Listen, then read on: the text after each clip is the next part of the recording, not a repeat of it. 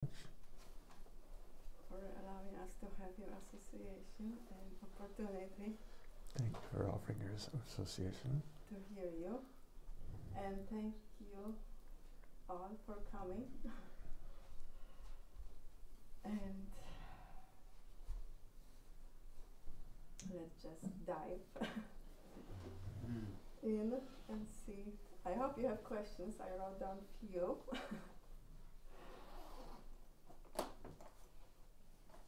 Any questions? Let me see. Are you recording? I started here. Okay.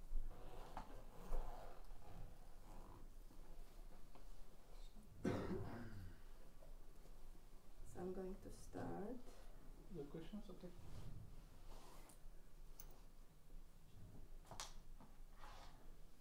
Or somebody has. Yeah. Go on. And please repeat the question. I was wondering the origin of Lord Nilamadeva. Is he an incarnation of Vishnu or Krishna? And I read one devotee said that when Lord Krishna left the planet, he incarnated as Lord Nilamadeva, but I didn't know if that was true. So I was wondering if you could talk a little bit about that. Nilamadeva can be used as a generic term for a blue-colored Krishna, whereas over the yugas, in the pastimes of the drama of Lord Jagannath, Nilamadeva back in the Satya Yuga was a Vishnu deity, and he was the only deity, because at that time there were no deities. And he became unmanifest at the time when his alternate future, Jagannath, became manifest.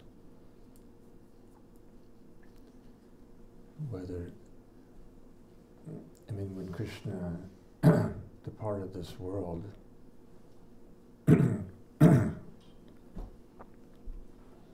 he expanded into his Vasudeva Krishna form to please Nanda Maharaj, because, through the whole drama of his Leela, when finally, after 100 years of separation, Krishna had finally come home to Vrindaban,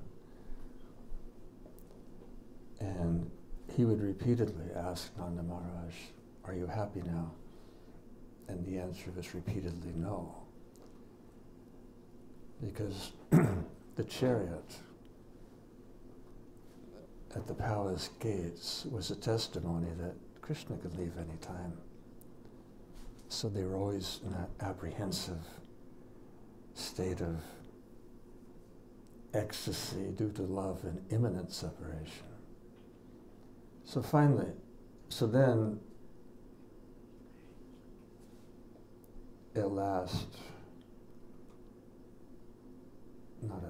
but Krishna agreed to marry, because Nanda and Jashoda considered that would be a practical demonstration that he wouldn't leave Vrindavan, because he kept telling them, "I won't leave."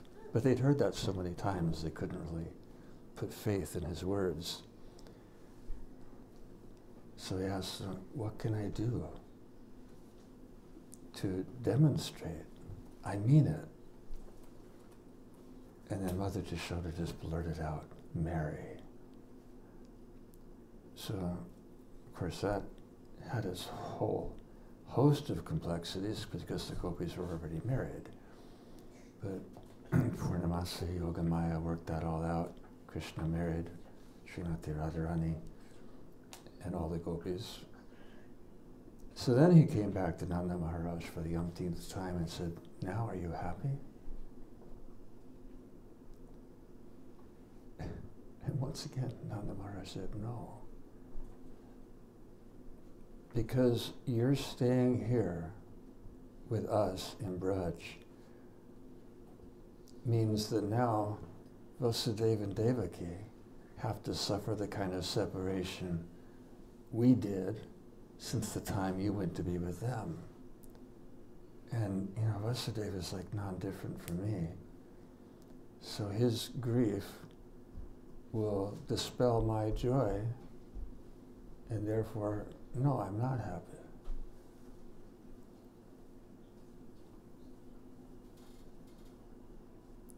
So,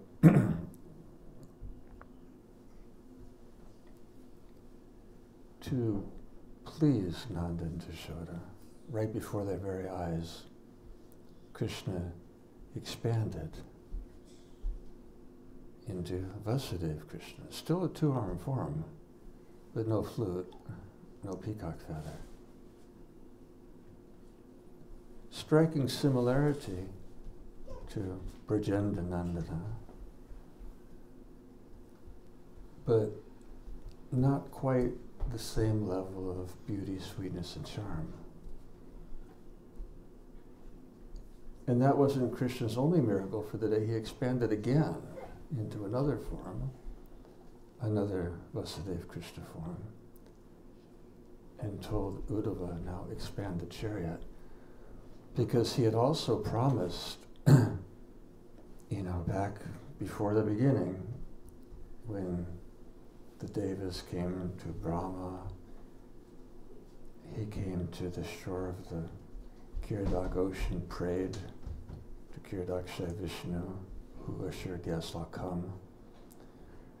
And he told the demigods who had come with Brahma to the shore of the Milk Ocean to take birth in the Jadu and Vrishni dynasties to assist him. And those demigods also partially entered into the Brijavasis. So he wanted to please Nanda Maharaj. Nanda's request was that he please Vasudeva by staying with him simultaneously, and Nanda didn't know how Krishna could possibly do that. And Krishna had also assured the Devas that after his Leela, it's not that they became the Jadu and Vrishni dynasty, their Amsa forms merged into the members of the Jadu and Vrishni dynasty, and also the Brijavasis have a demigod portion. So Krishna took those devas to Golok. He went to Dwarka to stay with Vasudeva and Devaki, and he stayed in Vrindaban with Nanda and Yashoda. So Nilamadava can be a generic term, bluish form of Madhava. I've never heard that Krishna emerged back into that original deity from the Satyug, he was blue, but he was form, Vishnu form. Did he appear with Lakshmi also? What's that? When he appeared in Satyuga, did he also appear with Lakshmi, or was it just like? No, not as we know Lakshmi and Narayan, because Lakshmi can be depicted in different forms, because in previous ages, people didn't need to see the deity of Lakshmi with Vishnu or Radha with Krishna. They understood. She's, as far as Radha is concerned, she's in Krishna's heart. As far as Lakshmi is concerned, she's that Srivatsa on his chest. And there's other forms by which she can be depicted without an actual deity. So no, it's Vishnu alone. But Lakshmi is the Srivatsa, that white decoration on his chest.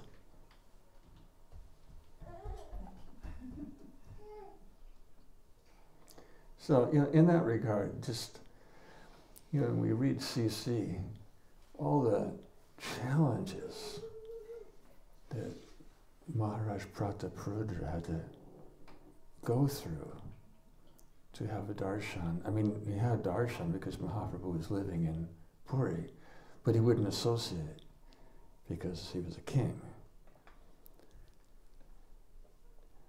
And that ordeal he was going through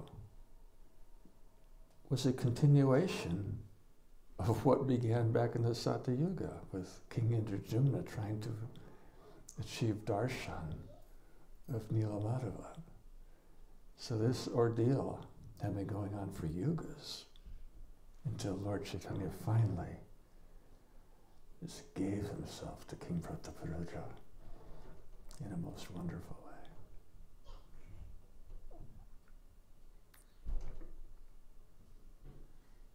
Okay? Thank you.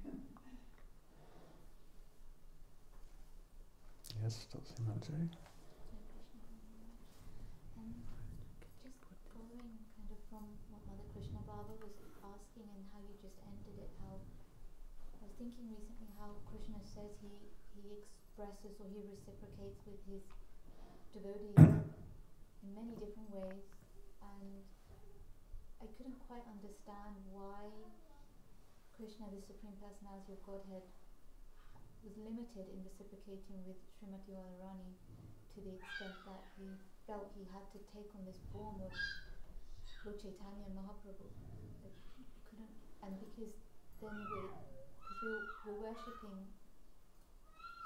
Sri Krishna in a way with hopes that we may one day understand our hearts in our devotional service to him. So just wondering. That's a wonderful follow-up question. Can you repeat the essence? Her question is a follow-up from Mother Krishna Baba's question, and how it's a good example, actually, that King Indrajumna, it took yugas, 4 yugas of intense pursuit and tapasya and ordeal and grief and tears, and numerous times he just wanted to give up his life and actually made preparations to do so. And then finally, Lord Gauranga reciprocated so fully and perfectly and completely with him that Tulsi Manjari is asking,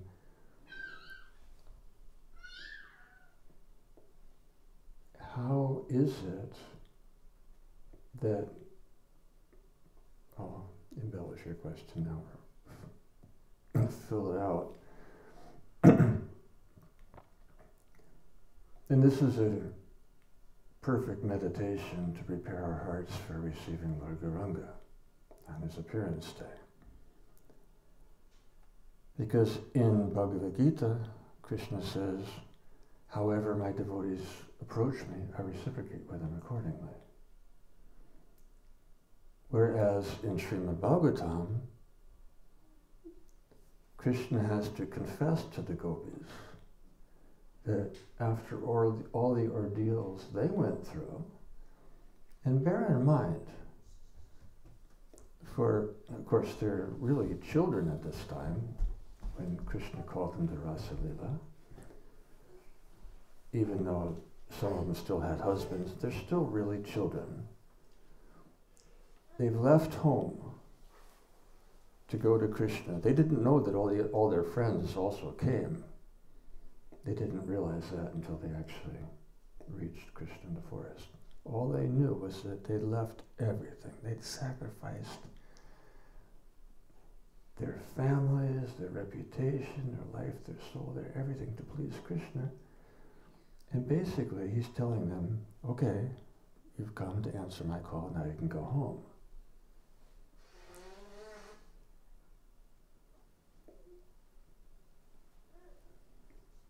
And then in the questions and answers that followed, Krishna confessed that actually I'm unable to repay you for your super excellent love, as demonstrated in single-minded devotion, sacrifice, surrender. I can't repay you, even by giving my life and soul to you. So let your own glorious deeds be your only compensation. But that doesn't really settle the matter. Krishna was indebted to the gopis for their sacrifice. So he's telling them that your own service be your only compensation. That's like when we take initiation and are granted the priceless gift of Braj Bhakti. How do we repay Guru for that gift? By rendering devotional service. But the more service we offer, the more we're indebted, because we're indebted for the gift of devotional service. The more service we render, the more indebted we are. And Krishna was feeling a similar dynamic on behalf of the gopis, that he's telling them, there's nothing I can do to reciprocate your love, so let your own service be your compensation, which means his debt will keep increasing forever. But it doesn't end there. Because in Krishna's own thoughts, he's contemplating to live with the burden of such a debt would be extremely difficult for me. And Krishna is the supreme gentleman. Never to be, well, not never, but not to continue in a debt to his devotees without reciprocating. He's not one to remain forever remiss in repaying his debt. And Vasudev Ghosh, brother of Madhava Ghosh, in one beautiful bhajan sings that Krishna's debt to Radha will be repaid in full when he comes as Lord Gauranga in Navadvip. But practically speaking, how does that work?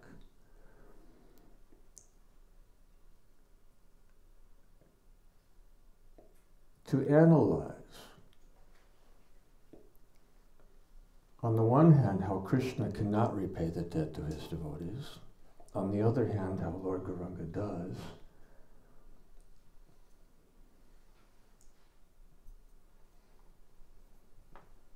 you can consider from different perspectives. One, Krishna is unlimited. He can do anything. But that's simply theoretical, it's not practical. It still doesn't answer how he repays the debt to the gopis. You can analyze it from another perspective, and that is the identity of Krishna and Radha as Vishaya, Krishna, the object of devotion, Radha Ashraya, the abode or the shelter of devotion, the source of devotion. So as the Ashraya, the object of devotion, Krishna simply accepts, receives, takes service from his devotees to the extent of stealing their hearts.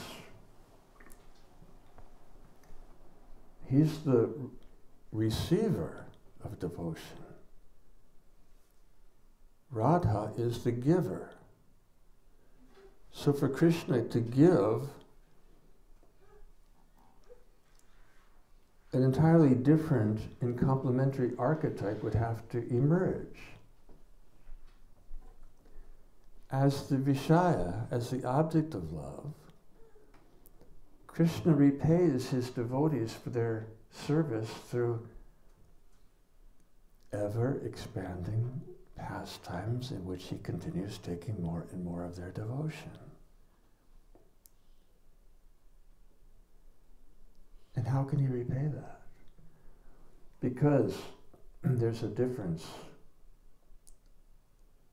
in the quality of devotion between Krishna and Radha. As far as quantity of love, Krishna's unlimited. As far as quality of love, he's the receiver. He's not the giver. That's Radha.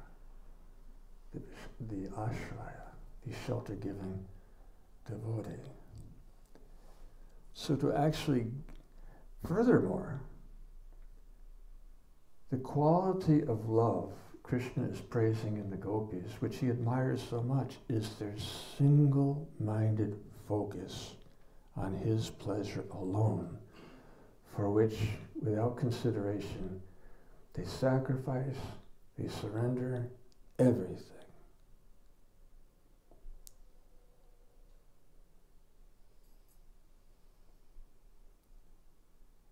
His love, albeit to varying degrees, is dispensed, dispersed, extended to all living entities in creation.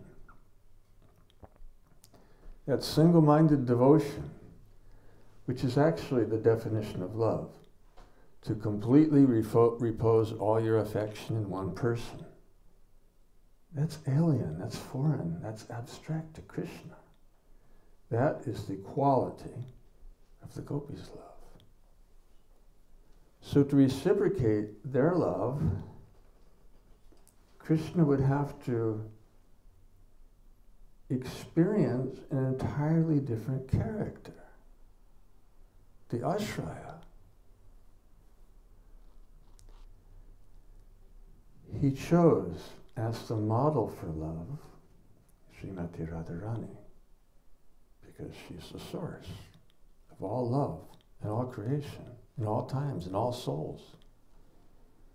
So he chose her as the exemplar, the model, the ideal of love, whose identity he would assume for himself, for his own purposes, including repaying the debt to his devotees from time immemorial. Because in experiencing the love of Radha for himself, not impersonating her, actually becoming her in identity.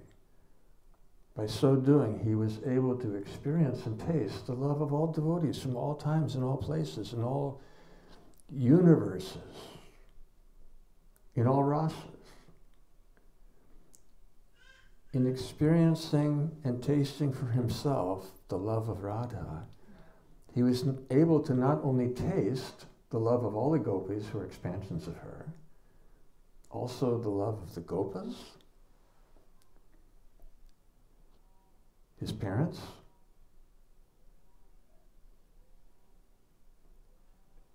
his queens, meaning in experiencing the love of Radha, he can taste the Dasya, Sakya, Vatsalya, Madhurya of all devotees, of all times, all places, in all creation for all eternity. Not only he can taste it through its source, he's also able to reciprocate it. And how does he reciprocate? Whatever devotion anyone offers to him in any rasa, dasya, sakya, vatsalya, madhurya, he reciprocates with braj prema, the love of Vrindavan.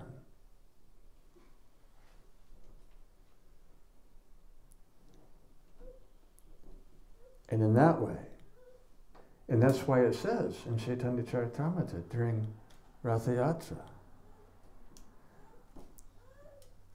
when Lord Gauranga is seeing Jagannath as the Vishaya, himself as the Ashraya, and they're talking.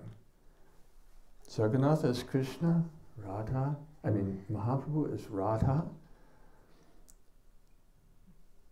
Jagannath is Krishna, the object of love for all Vrindavan.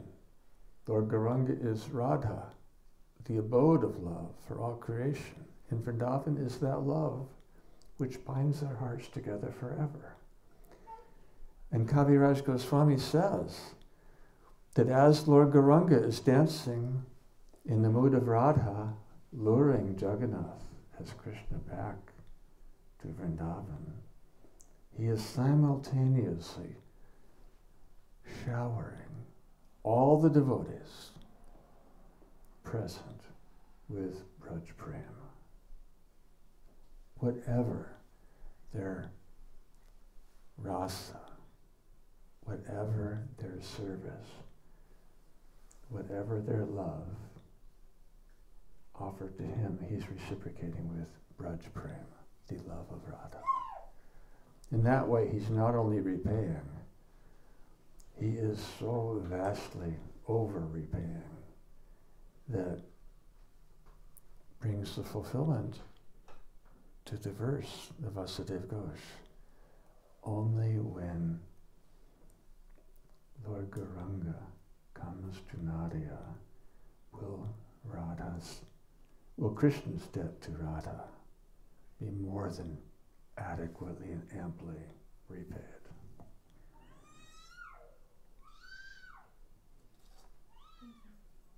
See, that only happens in the earth planet. That doesn't happen in Golok Vrindavan, in the spiritual world.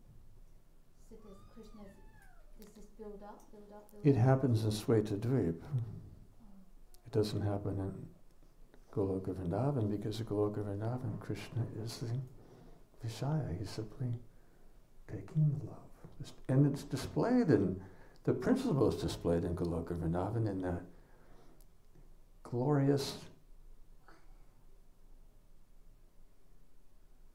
dice match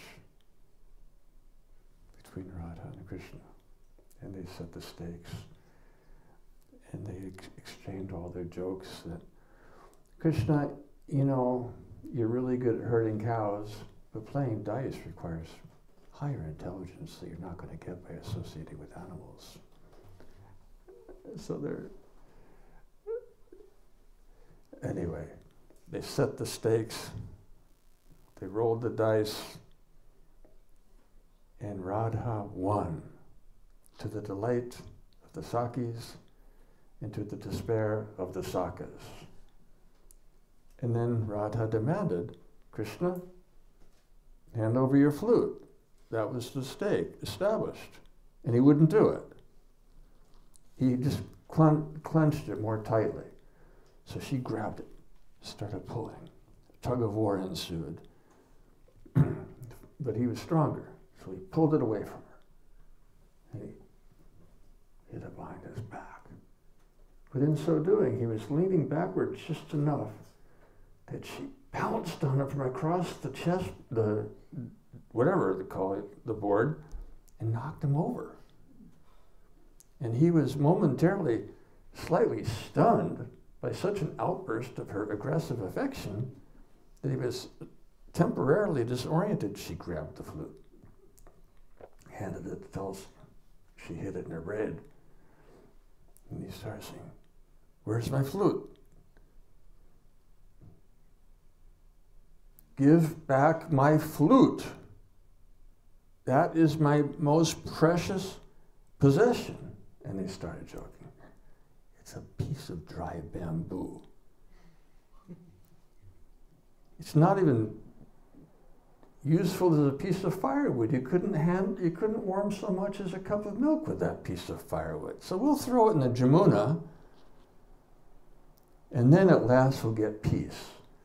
We won't have to hear that flute calling us out of the forest in the dead of night to experience all the ordeal we find in surrendering to you.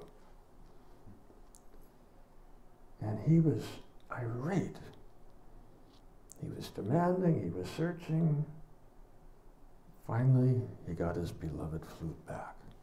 Now, if he can't even give so much to his devotees for their inconceivable sacrifice, surrender, and service as a bamboo flute, how to repay the endless services for all devotees of all times and all places and all rasas? Krishna is unable to do so until he accepts the mood of Radha. And this doesn't happen in Braj, this happens in Swetadvip, that portion of Goloka Vrindavan where Krishna is not the enjoyer. He is the most munificent benefactor. giver of love as Lord Gauranga. So that this does not occur in Goloka. I mean, in rare, remote pastimes it does, like the one at Imlital, or the one at Palipakora, when a brief demonstration was given when Krishna became the golden avatar. But these are remote instances.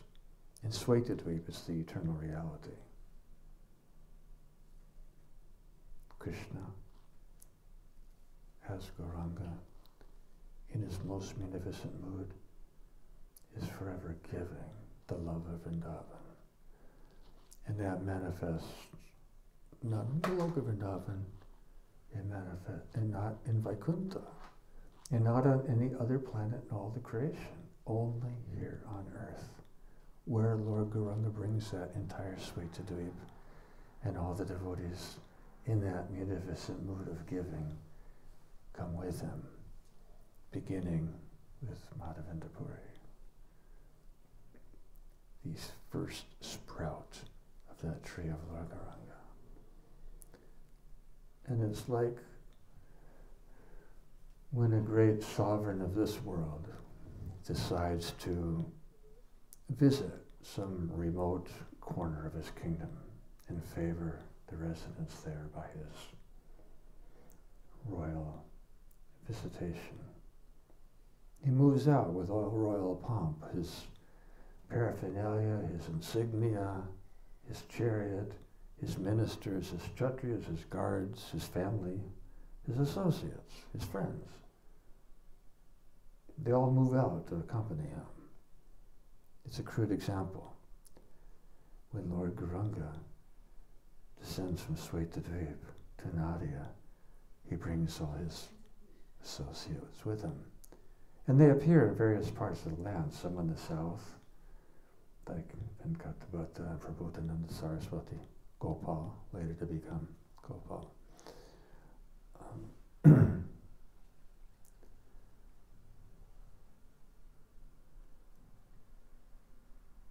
Gopal Bhatta Goswami. And they're all drawn in time either to Navadvip and or Puri. So beginning with Madhavendra Puri. But you can't really, you really have to take it back a little further, because in the sampradaya of Madhava, nobody taught the worship of the service of Radha and Krishna. That was introduced, in a sense, apparently by Madhavendra Puri. And Lord Gauranga established, he protected himself from the accusation of breaking away from the tenets of the Madhava Sampradaya by taking initiation in that line, establishing a connection but not an identity with the teachings of Madhva. Now for someone like Madhavendra Puri so dramatically introduced something so not present before in the Sampradaya,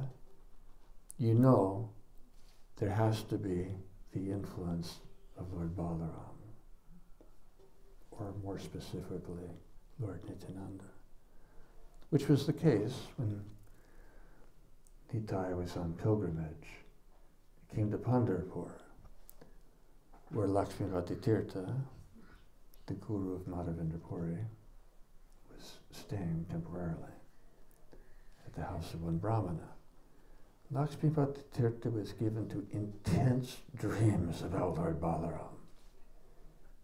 And that night he had a dream. Balaram appeared to him and said, "Tomorrow morning, an extreme ascetic will come to you, begging for diksha with this, asking for this mantra." Lord Balaram spoke the diksha mantra into the ears of Lakshmipati Tirtha. Next morning, little Nitai comes, "Please initiate me with that mantra." Lakshmipati Tirtha gets initiation to Nitai with the same mantra.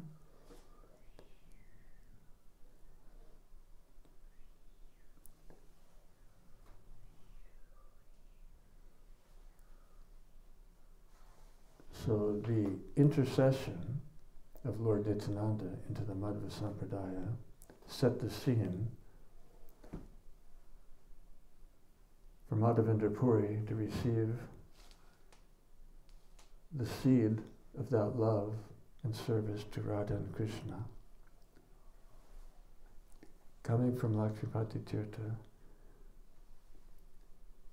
who imparted it to his disciple Madhavendra Puri, who entrusted to Ishwara Puri, who, when approached by Lord Gauranga for initiation, handed on the same mantra to him.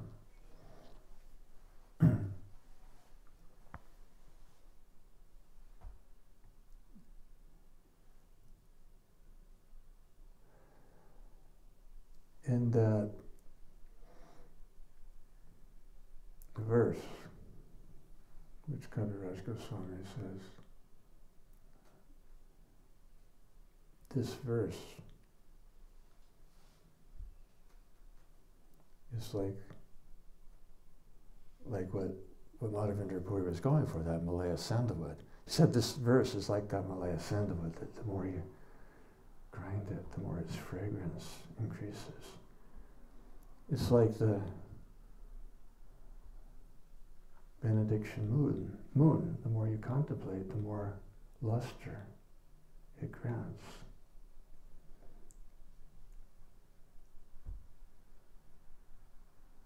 Like the Kaustubha gem, best of all jewels, this verse is the best of all mellow poetry. It was sung by Srimati Radharani herself, just as Uddhava had left Vrindavan. Because when Uddhava was in Vrindavan, to the gopis it was like Krishna was home and with them for the duration of his stay. So in Uddhava, his chariot disappears out of sight, returning to Mathura, and Srimati Radharani looking down the road, in the anguish of separation, articulating the emotions of all the Vrijabasis in that famous verse, Ayi dinan dayatanatahe, O my Lord, most merciful Master, Master of Mathura, when will I see you again? Bereft of your darshan, my heart is broken and becoming delirious. What shall I do now? And Kaviraj Goswami says, only 3 people can understand the depth of that verse. No 4th person is able. The 3 are Srimati Radharani, Madhavendra Puri, Lord Gauranga. Because that is the ultimate depth and essence of separation. Srimati Radharani's highest mood, the one that Lord Gauranga came to experience for himself, and in his experience to distribute and share it with all the world, granting unlimited reciprocation to all devotees for whatever their sacrifice and surrender and rasa offered to him, reciprocated with Braj Prema, the love of Vrindavan. In this way, Lord Gauranga more than fully repaid the debt incurred during his Braj Leela.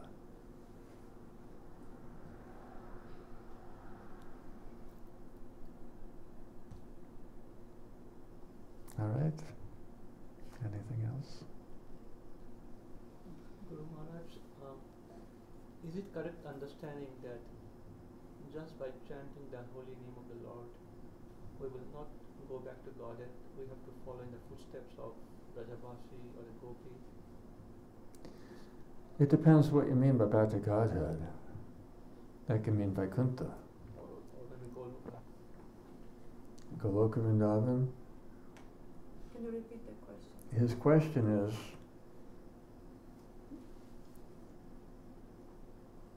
can we go back to Godhead simply by chanting the holy name, or do we have to follow in the footsteps of the devotees, specifically the Brajavasis? The answer is based on what you mean for back to Godhead. Prior to the advent of Lord Gauranga, back to Godhead meant Vaikuntha. Nobody can conceive of any higher concept. It simply did not exist. I mean, it could include Dwarka, potentially Mathura, nothing more. No conception existed. Other than the idea that, Lord Narayan, or his origin, Kirdaksha Vishnu, has this Leela of Braj, but that's a play of Kirdaksha Vishnu. Kirdaksha Vishnu expands as Krishna to play in Braj.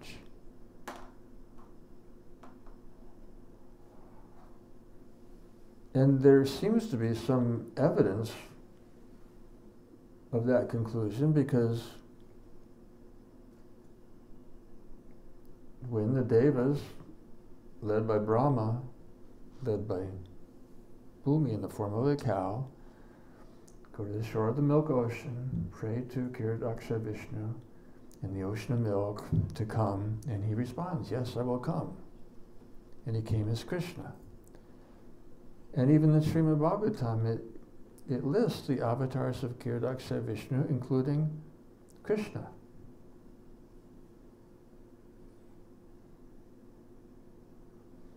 The higher understanding is that Krishna is the source of Kirdaksha Vishnu, who again, in honor of his own system, expands from Kirdaksha Vishnu, who's the source of all the avatars. But Krishna's not an avatar, he's the avatari. Srila Prabhupada makes it quite clear in Nectar of Devotion that there's no way to achieve shelter in those sweet and holy groves of Braj other than by following in the footsteps of the Vrijavasi.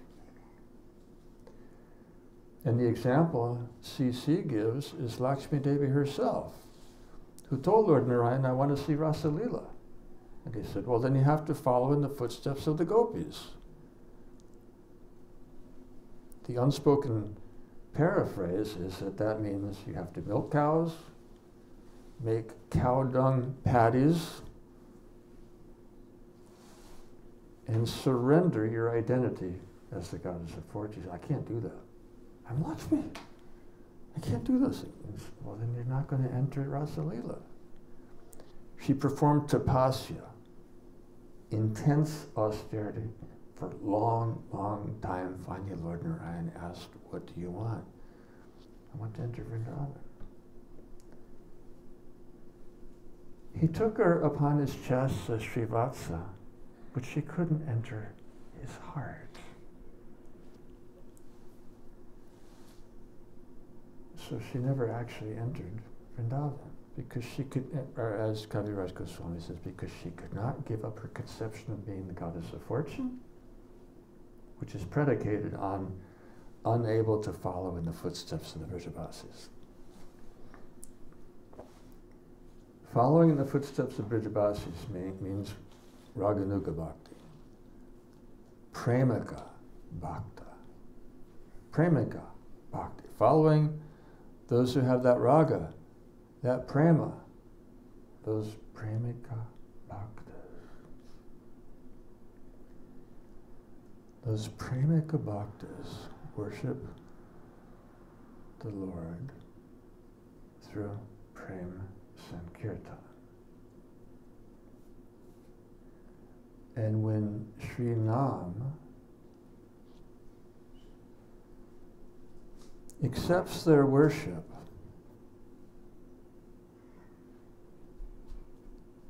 as the bhakti mala.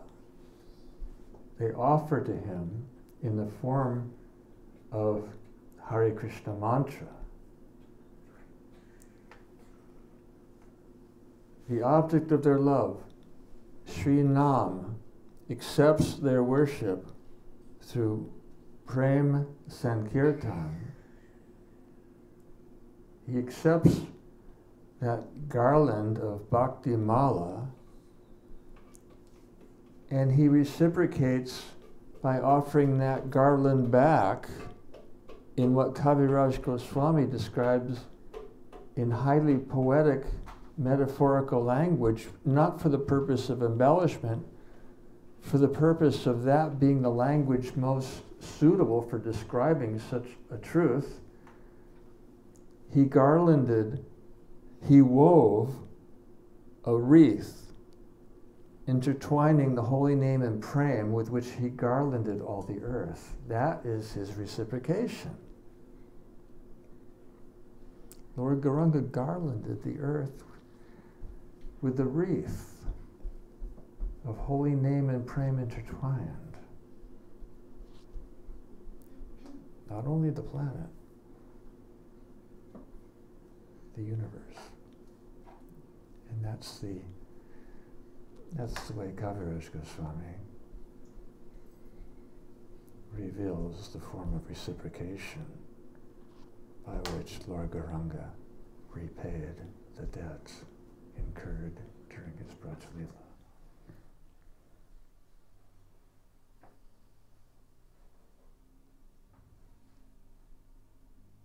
Anything else? Yes. So, life, spirit, soul, Aham Brahmasmi. So, can you discuss how one obtains a material body and their true nature is spirit, soul? Can you repeat that, please? Can you discuss how one has obtained this material body if one's true nature is spirit, soul?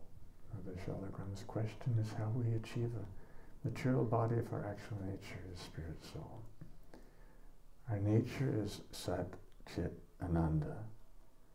Our true body, spiritual form, is composed of eternity, knowledge, and bliss. Not earth, water, fire, air, ether, mind, intelligence, and ego. Ego means identity. When we identify as Das, Anudas, our spiritual body is fully realized. Our nature, our form, our everything is experience is eternity, knowledge, and bliss. When our ego shifts from friendly ego, which means servant, to false ego, which means master, enjoyer, requires a different form, requires a different world. And it's something like when mother has little daughters who want to play like they're the mother. They want to cook and play with their dolls like they're their children. So she gives them a little corner of the house where they play that, they're mothers and housewives performing their household duties. Now that's innocent, that's normal. But when souls of the spiritual world want to imitate, not in an innocent way, in a independent, potentially rebellious, even envious way, then Krishna, who fulfills all desires of all living entities since time immemorial, he gives them a little playhouse. It's called the material world, where you can play and enjoy her, control her. But your experience doesn't conform to that expectation.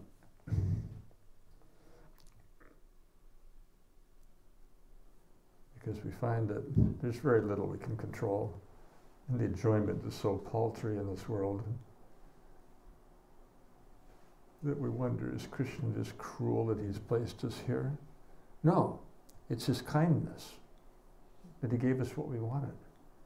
But why did he make it so miserable? Why couldn't he make it nice and enjoyable? That's his grace. So that you'll realize you're like a fish out of water. You're out of your constitutional position, your healthy environment. You can't be happy here because the whole material world is composed of, instead of Sat Chit Ananda, it's composed of Asat, Achit, Nirananda. Temporary, miserable, ignorant conditions. And the soul cannot be happy in that environment. So it's Krishna's ultimate grace that after giving us a little experience of pleasure and control, we're confronted with the reality is it's superficial. It's illusory. It's not real. And it certainly doesn't last. And it's designed so that we'll again turn to him with the appeal. Accept me as your servant. And you know, in the Bible, the story of the prodigal son demonstrates the point quite clearly. Rich father had 2 sons. Jesus told this story to the Pharisees.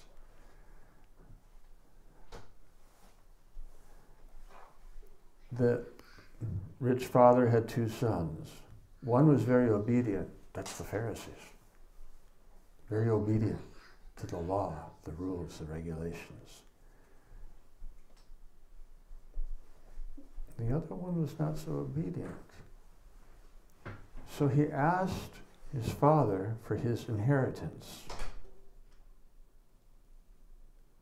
Now, normally the inheritance is granted when the father dies, so it's like telling your father, you know, I wish you were dead, but since you're not, will you give me my inheritance now? And the father gives it. The boy goes to a foreign land, which means the material world, where he just squanders that wealth on illicit activities. And in no time it's gone. He can't even feed himself. So he takes up an occupation serving a pig farmer, living with the pigs, eating with the pigs, until he realized this is so despicable. The servants in my father's house have such a high standard of living, and I'm suffering so miserably and abominably. I will go back to my father and beg to be his servant. So he comes back. And it's like a reflection of Brihad Bhagavatamrita, because the father sees him from a distance and he runs to embrace his long-lost son. Now in that society, Hebrew culture, a father would not run to receive his son. It's considered scandalous that he was oblivious. Due to affection, he runs and embraces the son and reinstates him in the family relationships. Now the older son was outraged. He challenged the father. You know, you're lavishing such affection on him, but I've always obeyed you. Meaning I was a smarta. I obeyed you. But he didn't come to the same realization as the prodigal son. Prodigal means no boundaries. But who's the real prodigal in the parable? It's really the father, whose affection for for his lust, part and parcel, is boundless. And it's not to be earned or purchased with obedience alone, as essential as that quality is. It's repentance, it's contrition, and the reawakened love that comes. And repentance doesn't mean you just beat yourself up. How despicable I am living with the pigs. No. Repentance means changing your mind, changing your attitude. Sin, if you go back to the Greek, it means you missed the mark. Repentance means you try again. What? Try again.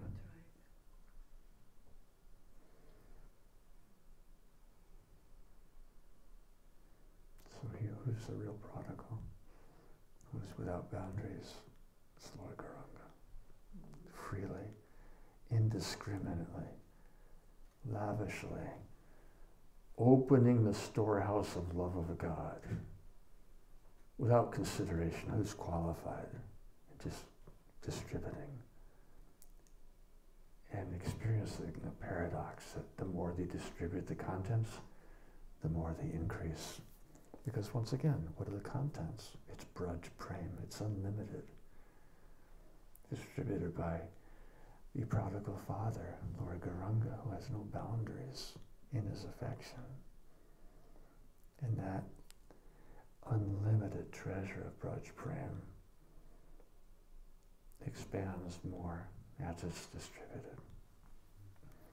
Meaning, in another way to answer the same question, as Lord Gauranga, Krishna not only liquidates his debt, he so lavishly overcompensates all debts incurred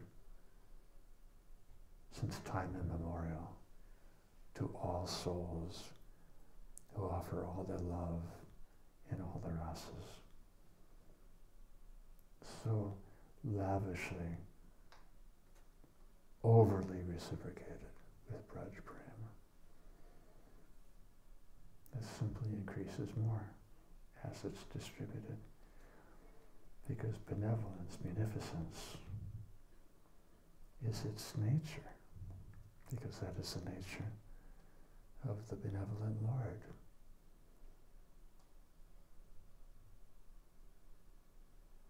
Gauranga. The soul in the spiritual world also has no restrictions, right? What's that? The soul in the spiritual world also has no restrictions in the sense it can change form, it can be. There's no large, need for it has restrictions in that this, world. Restrictions are imposed on us in this world to protect us from hurting ourselves even further. There's no need for that in the spiritual world. The restrictions in this world imposed by Durga, the wardenness of the prison house. Prison house not to punish, to rectify. But for the rebellious soul, there are constraints to protect them and others from just hurting themselves and others more. And as we rectify our deviant mentality, which harms ourselves and others, the restraints are lifted more and more until we're finally purified of that enjoying, controlling propensity that does harm to others and ourselves, and then all restraints are lifted. Because a soul in Krishna consciousness could not harm another. He doesn't have the ability, the propensity, the tendency. So there's no restraints. And yes, you can change your form, you can you can go anywhere, anytime in the spiritual and material creations. He has that freedom. Because he would never misuse it.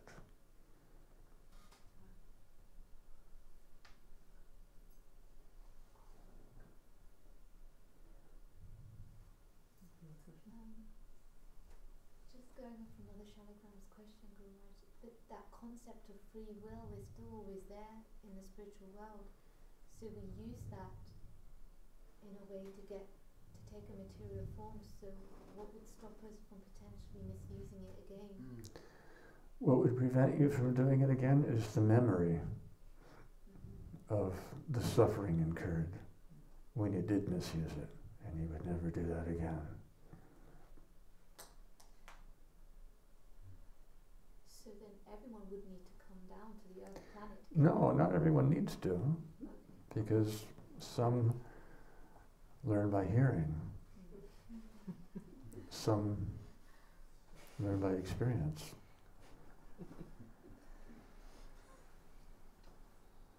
And when one experiences and the other hears about it, they wouldn't do the same thing. Again, they might do it once, never again. So why is the material world such a miserable place? Is God cruel? No, it's His kindness. Then He makes it clear. We don't belong here. We can't be happy here. And He arranges it in such a way that we wouldn't want to come back, except for the sake of rescuing others, which is such a higher taste that souls endowed with that grace are not concerned with their own sufferings, because paradukha dukhi, they're so concerned with the sufferings of others that they don't consider their own suffering.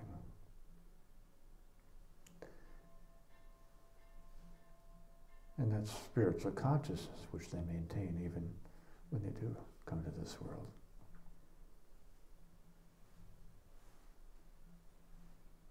And we saw that in Srila Prabhupada. He had no concerns for his own happiness, distress. His concern was for the suffering of souls bereft of Krishna consciousness.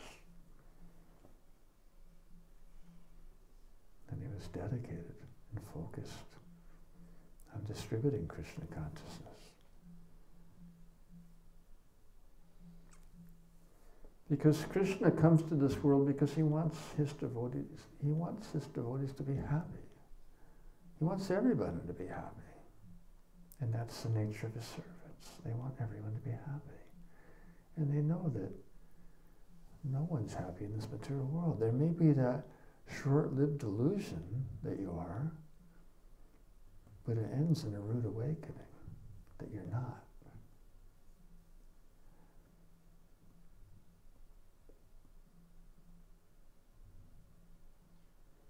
All right. Anything else?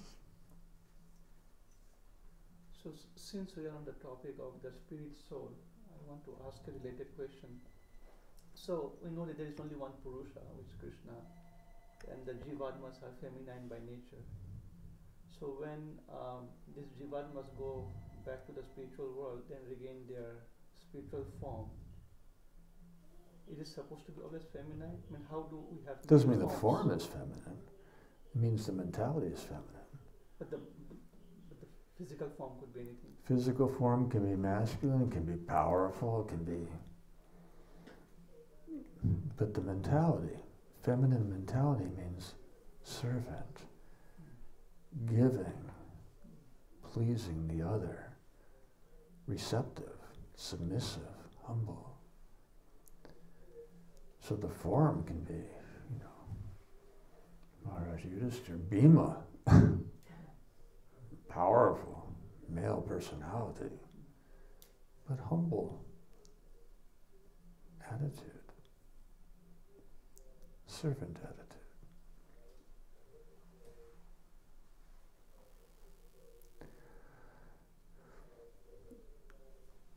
What Vrindadevi told both Narada Muni and Lord Shiva, both having aspiration to enter Rasa Leela, that there's only one male. You can't enter a male form.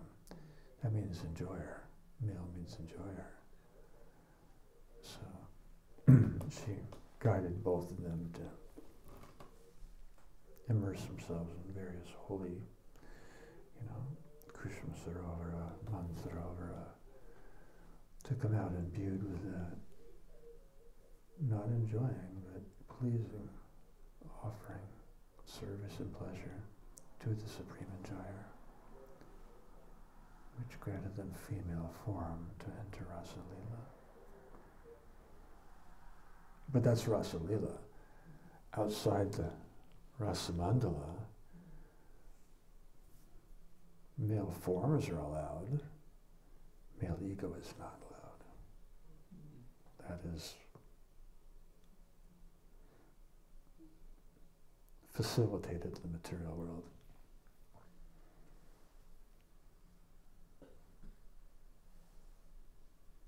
And in the material world, females can also have male ego.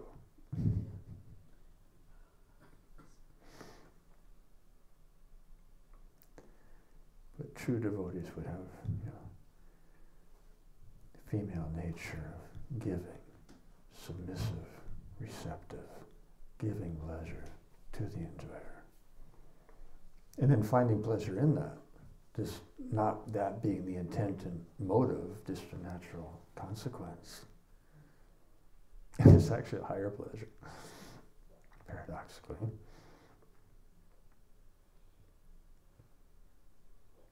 Yes, Marissa. Hi, Krishna Maharaj. I had a question. As you were speaking, I'm wondering something, it's in your book, but why does the Holy Dham descend? Because I think that sometimes the Holy Dham reveals and then also withholds. And so I'm wondering, why does this happen and where? And with the devotees only, or you can have it anywhere, or? Well, these are all the questions that you've so eloquently articulated are the attempts of the the four-dimensional mind to comprehend the unlimited dimensions of Braj. And that's why. What does Braj mean? The definition is given by Sandilya Muni, Nanda Maharaj's guru, after Krishna had left the world and Braj became unmanifest again. And Vajra, Krishna's great-grandson, became king of Mathura and was visited by Maharaj Parikshit, the emperor. And, he asked him, how's your kingdom doing? And Vajra said, by Krishna's grace, Mathura is flourishing in all respects. The outlying region of Braj is completely become unmanifest. And nobody knew where most of the holy places were. Govardhan and Jamuna were still evident, nothing else. So they summoned Sandilya Muni, who was the only resident still living in Braj, at Govardhan. So he came to visit them in Mathura. And he told them that it is, because he was so much appreciating their sentiment, we have to restore the dignity and sanctity, or the visible dignity and sanctity of Braj, which is totally covered over. So he so much appreciated that and confirmed, yes, it is the prime duty of administrators to see to the welfare of the holy places within their domain, their kingdom. Then he gave the definition. Braj means all-pervading. So when you say, where is the Holy Dham, or why does Holy Dham descend? These are worthy questions, but they're limited, because Holy Dham is unlimited. And the reality is, Braj is everywhere. Question is, where is Braj revealed?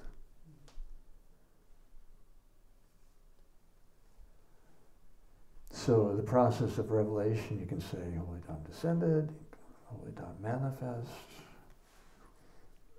And then what do you mean by Holy Dham? Because so many considerations. Ultimately, Holy Dham is within the heart. Within the heart of the pure devotee, transferred to the heart of anyone he so chooses to bless with that darshan. And therefore, within the heart of the acharya, the pastimes of Krishna are continuing forever, revealed through his pastimes and precepts. And in the case of Srila Prabhupada, he wanted us to have a visual manifestation of Vrindaban.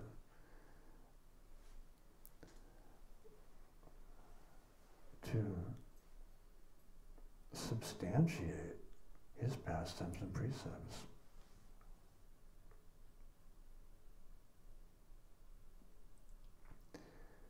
But back to your question, limited by the three dimensions that we all are, Holy Dham descends or manifests, or however you want to say it, with limited language, for the welfare of the living entities in this world. Because Krishna wants everyone to be happy. And he reveals the life of eternity, knowledge, and bliss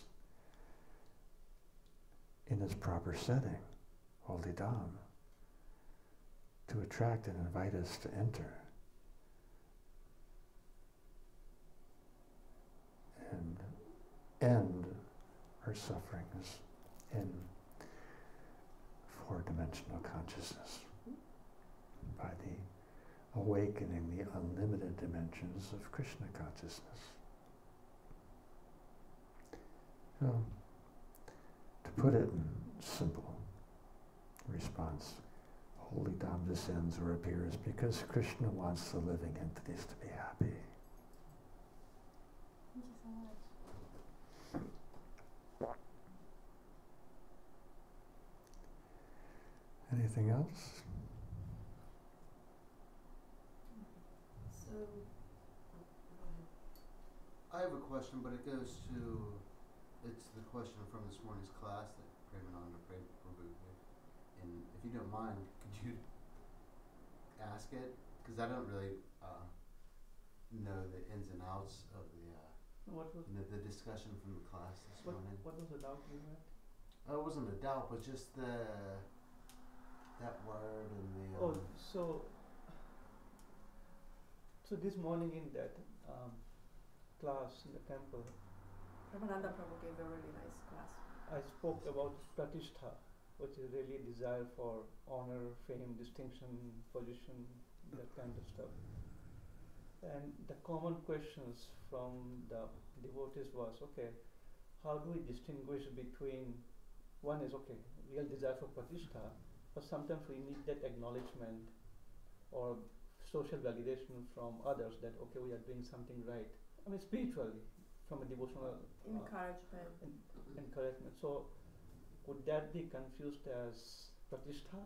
So, how do we distinguish that fine line between really seeking attention versus getting feedback? Or getting some validation. That's what you're referring to. Or getting what? No, sometimes I just need this healthy acknowledgement. Like That's the key word there, is healthy. Offering encouragement, affirmation, confirmation, feedback, that is a healthy indication of a healthy culture. But the real question is, what's the intention?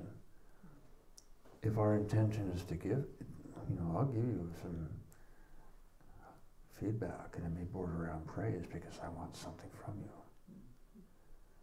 Or I'll accept your encouragement because it'll feed my false ego.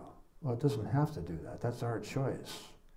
What's our intention? Is our intention to uplift the environment to facilitate advancing in Krishna consciousness? And affirmation, encouragement, feedback is very healthy and helpful in that culture of Krishna consciousness. When we're not doing it with some ulterior, either giving or receiving it with some ulterior motive. It's the intention, it's the motive that determines whether it's healthy and appropriate or not. But that's the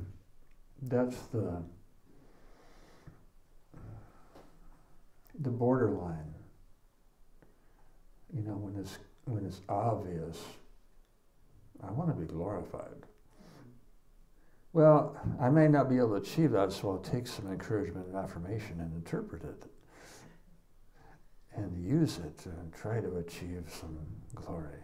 Well, that spoils the whole mix.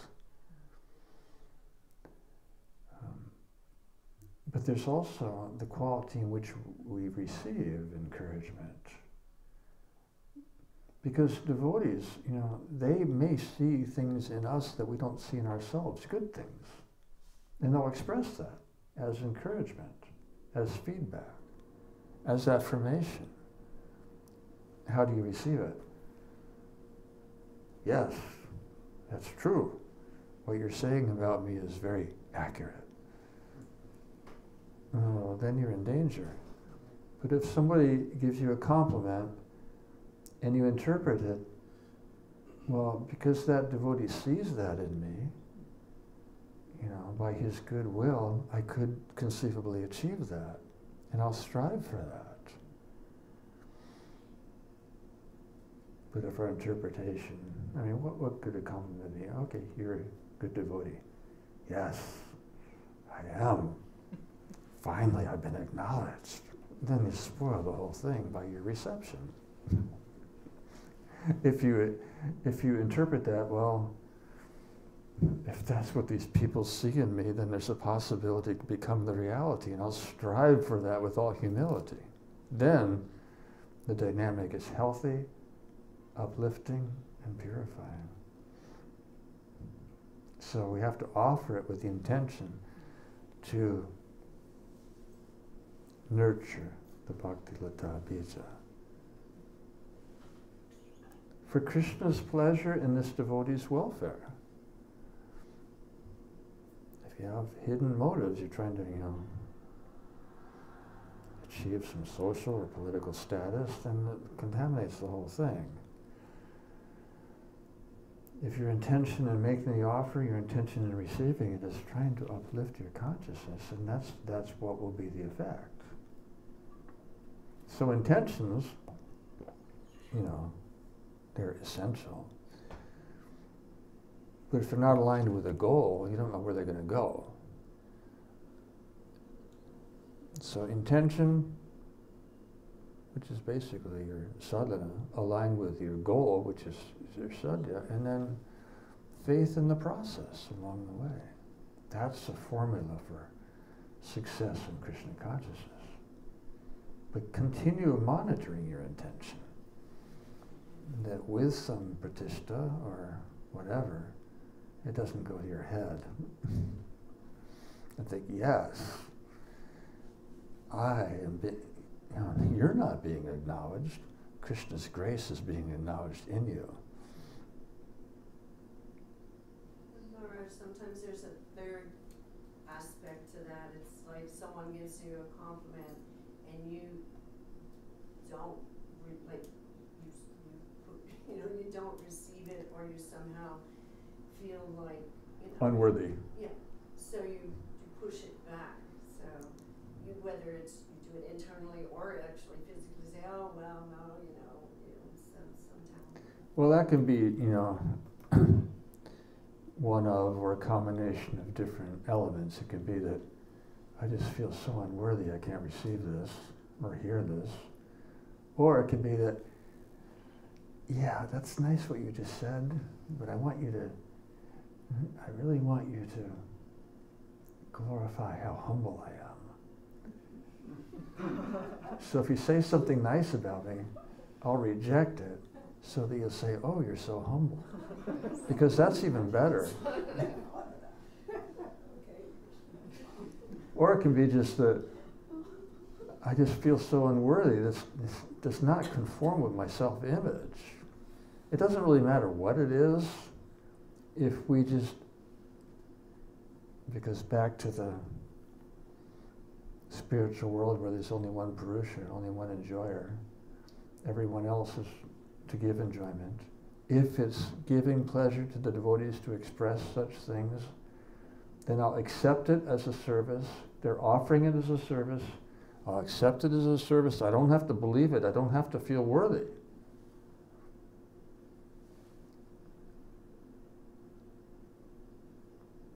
Because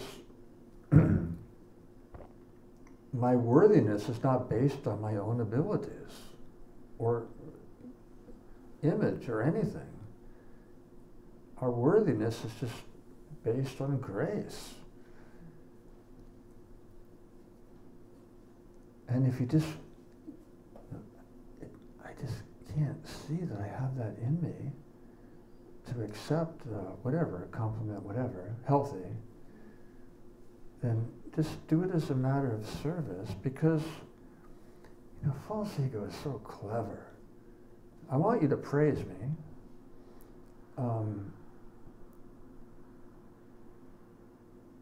But I want it my way.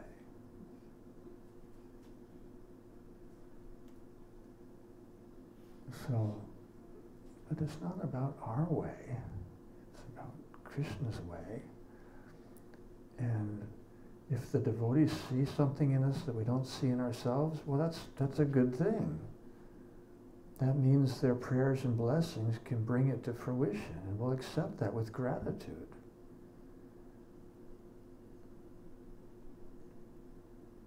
Humility doesn't mean thinking less of yourself. It means thinking of yourself less.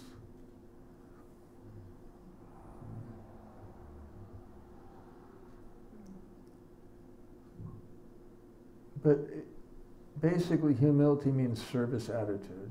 If a devotee is offering me this affirmation or whatever as a service, I'm obliged to accept it as a service, not to throw it back in his face. What kind of service is that? Or to make a show of false ego so that people think I'm humble. Humility and low self-esteem are actually quite antithetical. They may have some superficial resemblance to one another. They're actually opposite. Humility means that, well, let's start with low self-esteem. Low self-esteem dictates from within that, no, I'm not great. I want to be great, but I'm stuck with the reality that I'm not. I want to be great, but damn it, I'm not. That's low self-esteem. Humility, I don't need to be great. Because a servant is the greatest in the eyes of Lord Gauranga, and I'm happy with that, whatever that brings with it. So superficially, low self-esteem and humility may look similar, and they're actually opposites.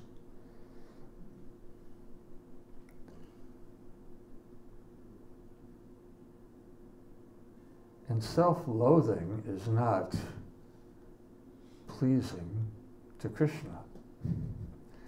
It may feel very natural to us because it's all we've ever known.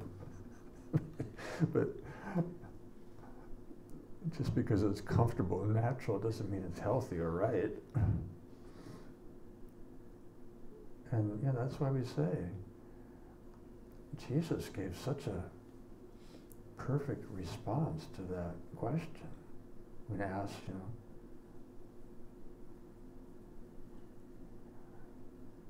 what is the new covenant? What is it? To love thy Lord your God with all your heart, mind, and words, and this is the critical part, and this really says it succinctly, to love your neighbor as yourself. Not meaning one with yourself.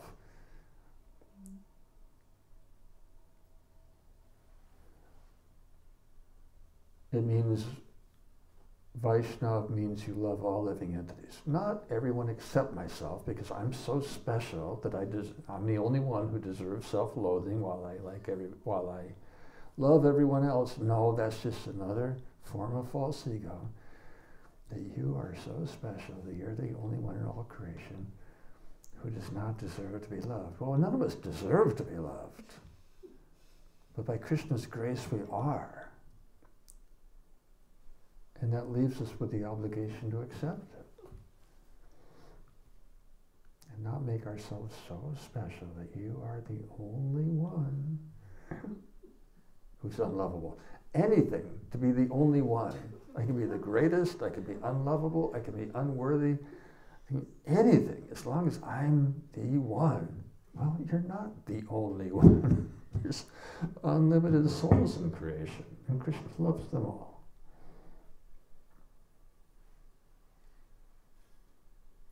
Okay, that brings me to my next question. Okay, so there's 8,400,000 species, right? So everyone I can see in here is in human form. So